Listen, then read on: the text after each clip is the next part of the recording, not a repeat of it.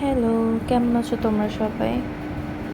আচ্ছা, বুটের ডালের হালুয়া আর বরফি তোমরা কে কে পছন্দ করো?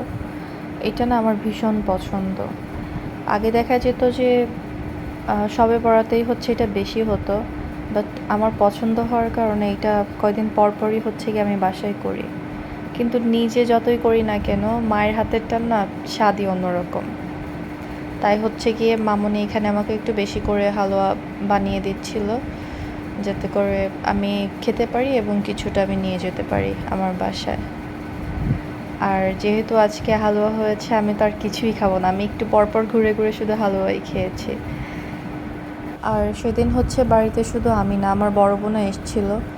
তো আমরা সবাই মিলে খুব আড্ডা দিচ্ছিলাম, খুব মজা করছিলাম। আমি যদিও একটু সিক ছিলাম, কজ আমার টনসিলের কারণে গলা ইনফেকশন হয়েছিল, তাও খুব মজা করেছি। দেন আমাদের বাচ্চারাও অনেক মজা করছিল। দেন এই তো চালের রুটি আর হচ্ছে গিয়ে গরুর মাংস। এটা কে কে পছন্দ করো একটু বলো তো? এটা না আমার ভীষণ পছন্দ। বাট আমি আগে জানতাম হচ্ছে চাল, মানে চালের গুঁড়োর যে রুটিটা, ওটা হচ্ছে গিয়ে শক্ত হয়ে গেলেই হচ্ছে কেমন ভেঙে ভেঙে যায়, কেমন একটু শক্ত হয়ে যায়, একটু কেমন হার্ড হয়ে যায়। বাট এবার হচ্ছে গিয়ে আমি দেখলাম যে এটা খুবই সফট থাকে। আমরা এমনি আটার রুটি যেরকম খাই ঠিক ওরকমই থাকে, ওর থেকেও সফট থাকে। তো এই তো তারপরে কিছু গ্রসারি বাজারে এসেছিলো, তো সেগুলো একটু গুছিয়ে নিচ্ছিলাম। বাট দেখো আমার এই র্যাকটার নিচের যেই পেপারটা, এটার কী অবস্থা! ওখানে না তেল, তেল না আর কি, ওখানে আচার ছিল। তাই আমি বলতে পারি না কী হয়েছে, ওরকম তেল ছিটে হয়ে গেছে। আর আমার বাসায় আপাতত কোনো পেপারই ছিল না, এই কারণে আমি ভালো করে মুছে নিয়ে তারপরে হচ্ছে আপাতত রাখছিলাম। যদিও এটা দেখা যাচ্ছে জাস্ট ভিজিবল, বাট ওইখানে হাত দিলে হচ্ছে মানে তেল তেল যে জিনিসটা, ওরকম কিছুই ফিল হচ্ছিল না। বাট তাও দেখতে তো উইয়ার্ড লাগছিল। যাই হোক, নেক্সট ডে পেপার এনে দেন ওটাকে উঠিয়ে ফেলা হবে। একেবারে না থাকার থেকে কিছু থাকা বেটার। আর এইদিকে যে সেমাইটা আমি মাত্র রাখলাম, এটা হচ্ছে গিয়ে আমি রান্না করব, এই কারণে হচ্ছে একটা বাটিতে আলাদা একটু রেখেছি, আর বাদ বাকিটা হচ্ছে গিয়ে একটু লক করে রেখেছিলাম। আর এদিকে ওই ওপরে যে সমস্ত জিনিস ছিল, এই পাস্তা, দেন আচার, ঘি, এগুলো নিচের যে তাকটা, এটাতে হচ্ছে শিফট করছিলাম। এইসব কাজ না করতে আমার ভালোই লাগে। আমার আমার রিসেন্ট না খুব বাজার করতেও ভালো লাগে। বাজার করতে, দেন হচ্ছে সেগুলোকে গুছিয়ে রাখতে আমার মধ্যে একটা আলাদা একটা এক্সাইটমেন্ট কাজ করে। তো এই তো একে একে সব কাজ গুছিয়ে নিচ্ছিলাম।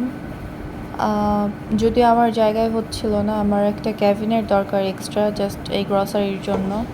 বাট ভাড়া বাসা হওয়ার কারণে ওই যে একটা ঝামেলা, দেখা যায় 2 বছর পর পরই হচ্ছে ট্রান্সফারের কারণে আমাদের শিফট করতে হয়, আর হচ্ছে এইসব নিয়ে খুব ঝামেলায় পড়তে হয়। তখন মনে হয় কি না আর ফার্নিচার বানাবো না। আবার এই যে এখন এই যে বাজারগুলো যে রাখবো, এটার জন্য জায়গার অভাব। এই হচ্ছে কি অবস্থা। যাই হোক, একটা ক্যাবিনেট আমি আর্লি ইনশাল্লাহ বানিয়ে নেব। তো এইদিকে চিনিগুলো, বাকিগুলো আলাদা রেখে দিয়েছিলাম। আমার যেহেতু চিনি খুবই কম খাওয়া হয়, মিষ্টি জিনিস খুবই কম খাওয়া হয় আমার, এই কারণে হচ্ছে গিয়ে জাস্ট 1 কেজি একটা এখানে ঢেলে, আই থিঙ্ক এখানে 1 কেজি না 1/2 কেজি ছিল।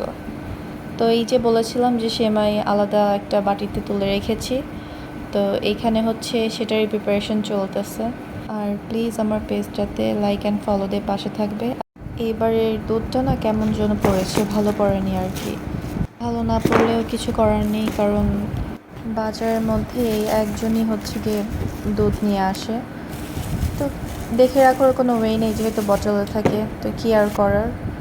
আর গুঁড়ো দুধও বাসায় ছিল না। আসলে আমার লিস্টের মধ্যে না গুঁড়ো দুধের কথা লিখতে একদমই ভুলে গিয়েছিলাম। তো ওইটা পরে নিয়ে আসতে হবে, কিছুই করার নেই আপাতত। তো ওই যে বললাম না, আমার একটা ক্যাবিনেটের খুবই দরকার। এখানে টিস্যুগুলো আমি রাখার কোনো জায়গায় পাচ্ছিলাম না। আর এই টিস্যুটাকে আমার মেয়ে করেছে সব বের করে করে আবার রেখে দিয়েছে। তো আজ এই অবধি, বাই বাই।